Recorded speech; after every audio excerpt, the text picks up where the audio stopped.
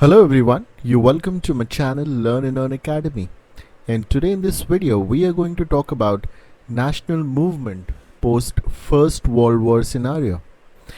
Now, how India was after the First World War, what all things were happening in the country at that time. Now, after the First World War, the Indian national movement entered into a new phase. With the emergence of Gandhi, the element of mass mobilization was introduced. So before First World War, the mass mobilization was not there. But after First World War, because of emergence of Gandhiji, he was able to bring people together. He was able to mobilize people together. Till the coming of independence, three major mass movements were launched. So this all happened after the First World War. What were the three major mass movements? First is non-cooperation movement, which was from 1920 to 1922. Second was civil disobedience movement, and the third was Quit India movement. Now, if anyone has to remember three big mass movements of our country, these are the three biggest movements which happened after First World War. Non-cooperation from 1920 to 22, civil disobedience 30 to 34, and Quit India 1942. In all these three mass movements, Gandhiji's role was very prominent. Now, beside these mass movements, the revolutionary movement, peasants and working class movements, and state people movement also played a vital role in the struggle of freedom. Now, along with these mass movements, there were many other movements which were going on. Revolutionary. The people who were revolutionaries, who believed in violence, who believed in throwing out the Britishers out of the country the way they were dealing with people. Peasants, the normal working class, the farmers, the state people's movement. Now, many states in our country were also not happy with Britishers because they were not getting their rights, and because of which there was a lot of resentment among the people of various states as well. Now, this all culminated into a mass mobilization movements. So, if you say these three movements were only responsible for our independence, no, these three were major movements, but there were many other small movements which played a significant role in our freedom struggle. In the period, sufficient emphasis was laid on the socio-economic content of Swaraj. Now, the Communist Party of India and socialist groups within the Congress pointed out towards economic emancipation of masses along with importance of struggle of independence. Now, earlier Congress was the only party in our country which had all type of people associated with it. The Communist Party and the Socialist Party, the Congress Party, the right wing, the left wing, all the wings were all of them were in part of Congress. Now, they believed that along with freedom struggle, we as Indians should also be emancipated economically. That means we should have money as well. We should grow as an economy as well. We should earn our livelihood. We should develop as individuals, as a country. Now, what was the impact of First World War on national movement?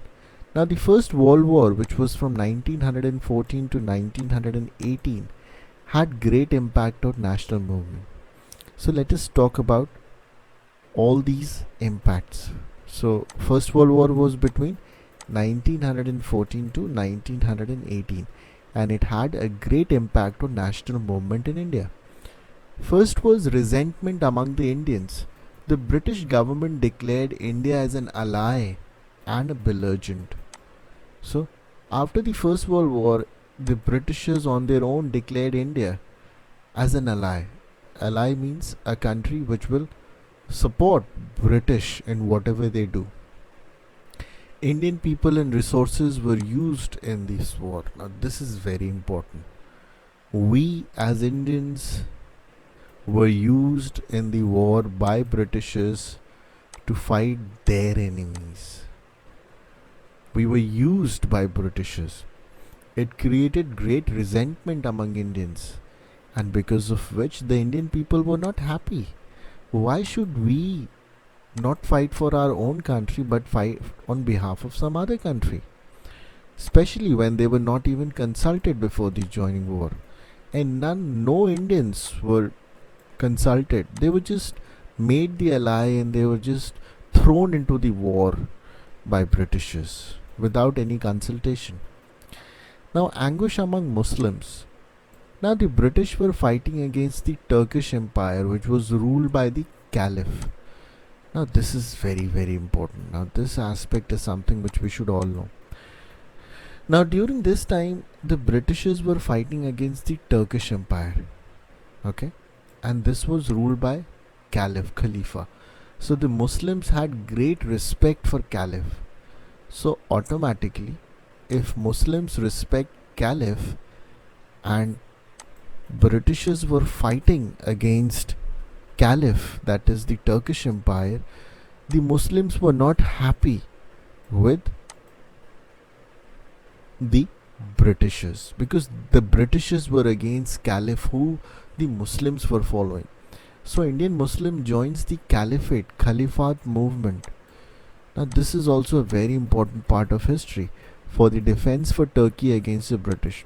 So British was against Turkey and Turkey was ruled by Caliph and Caliph was followed by all the Indian Muslims. So Indian Muslims were automatically, they were against the British. Okay. Now the other factor was peasant unrest. Now the farmers were the most deprived people by Britishers. During the war, the peasants' unrest also grew. These movements helped prepare the ground for mass movement. As I said, the top three mass movements which I have already spoken to you, non-cooperation, civil disobedience and quit India movements, could not have been possible because of these small movements. So all these small movements, all the small resentment among people became so large that it took the form of larger mass movements. So why were peasants not happy? Why were farmers not happy? Because farmers were not given their rights. They were not allowed to grow the crops which they wanted. Even if they had grown the crops, they were not paid any remuneration. They were not allowed to earn money from their crops. Then was the Home Rule movement. Now, which movement is this? Now, Annie Besant joined Congress in 1914. In 1916, she, along with Bal Gangadhar Tilak, started the Home Rule movement. Now, this is also a very important development in the history of modern India. Annie Besant, she joined Congress. She was a revolutionist. She was a socialist. She believed in a moderate ideology, and she wanted Indians to fight for their rights. And that's why in 1916, along with Bal Gangadhar Tilak, she started Home Rule movement. Now, Home Rule League demanded self-government to Indians. So what was the demand of Home Rule, which was started by Annie Besant and Bal Gangadhar Tilak? It was to give self-government to the Indians. Okay. Now, another important factor was the Lucknow Pact in 1916. In 1916, the Lucknow session. So this date is very important this year, 1916. The Lucknow session of Congress. Now, every year the Congress used to have an annual session. Even now they have. The moderates and the extremists were united. Now, this was very rare occasion when moderates are the people who believed in socialist measures. Moderates were the people who believed that we should not uh, carry gun, we should not do violence, we should be very, mild and soft, and we should fight with pen, not go against Britishers. We will educate people and they will rise against Britishers with their knowledge and intellect. This is what the moderates used to believe.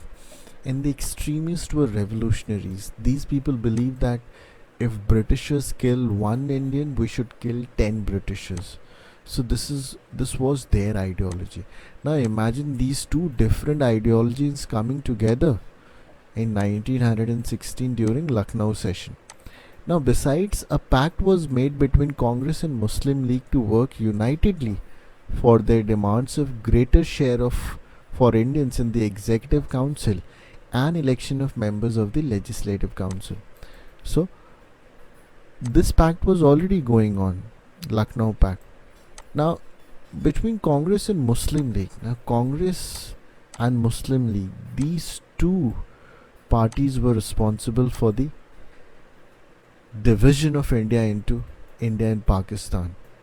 And that is why it is very important for us to understand this part of history. Because a pact was made between Congress and the Muslim League, besides this, to work unitedly for the demands of greater share of power. Now both these two parties also united. Can you imagine? How is it possible? But they both united just to get the demands of greater share of power for Indians in the Executive Council and election in the member Legislative Council. They wanted more power, they wanted more independence for Indians, and that's why they fought for this. Now the other important factor was emergence of Gandhiji. Now Gandhiji emerged as a leader of nationalist movement in India during the First World War, and this is where the entire history of Indian freedom struggle changed, when Gandhiji came into picture. And it was only after First World War, which was between 1914 to 18, that India got the first success or first level of success to go ahead and fight for its freedom. So I hope this video would have been very informative, and I'm sure you must have learned a lot of important things. And in the days to come, I'm surely going to make more videos and will talk about the great Indian history with all of you. Thank you.